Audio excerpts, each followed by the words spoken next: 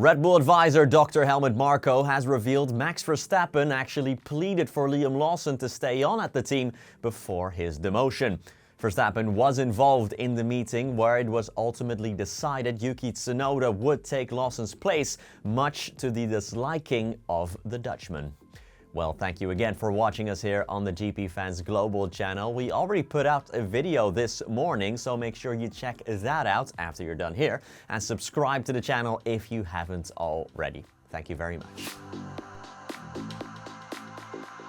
Verstappen was a defender of Sergio Perez as well when the Mexican was under scrutiny in 2024, explaining the car was extremely difficult to drive and something very similar seems to be unfolding in 2025. Verstappen can squeeze performance out of the very pointy and nervous Red Bull, while his teammate, Liam Lawson, was nowhere near as quick in the same car. Despite this, Lawson was dropped and Yuki Tsunoda will take his place after just 2 races, much to the chagrin of Verstappen. In an interview with motorsport.com, Marko was asked whether Verstappen did indeed want Lawson to remain his teammate.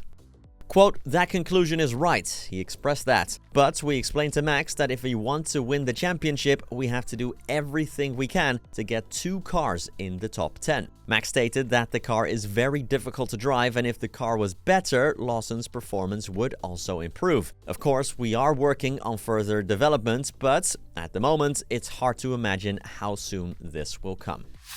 The FIA single-seat director, Nicolas Tombazis, has revealed that 4 or 5 teams had to adjust their rear wings to abide by the new technical guidelines.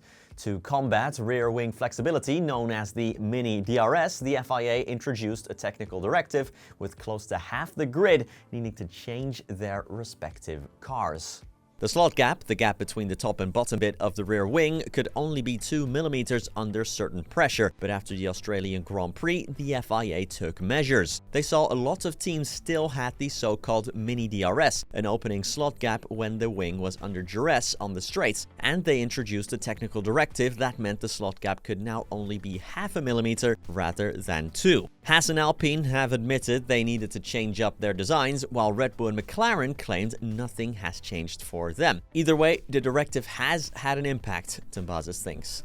Quote, "Some teams were already okay with the new compliance tests in Australia, but I think 4 or 5 were not and had to take some action, and we tested them all. We saw quite a clear correlation between the deflection measured by the FIA test and what we saw with the cameras on board. So the teams that were exhibiting a large amount of that phenomenon, what we measured in Australia, would not comply with in China. They passed the tests of Australia and so on, but they wouldn't have passed this test if they hadn't taken action again."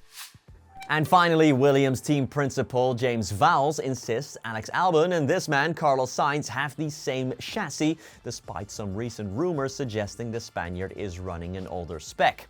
Sainz has been second best to Albon so far in his time at Williams, scoring a single point compared to Albon's 16 after just 2 races.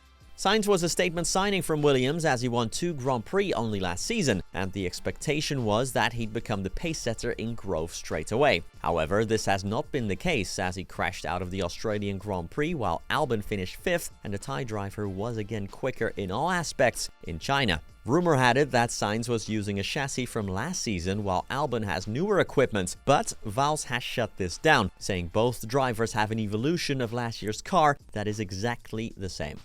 Quote, "A clear statement on this one, both Alex and Carlos are using exactly the same equipment. The same chassis, the same front wings, the same gearboxes, everything is of the same specification and standard." That's me for today. Don't forget to check out this morning's video if you haven't already, but either way, thank you so much for watching and I'll catch you in the next one.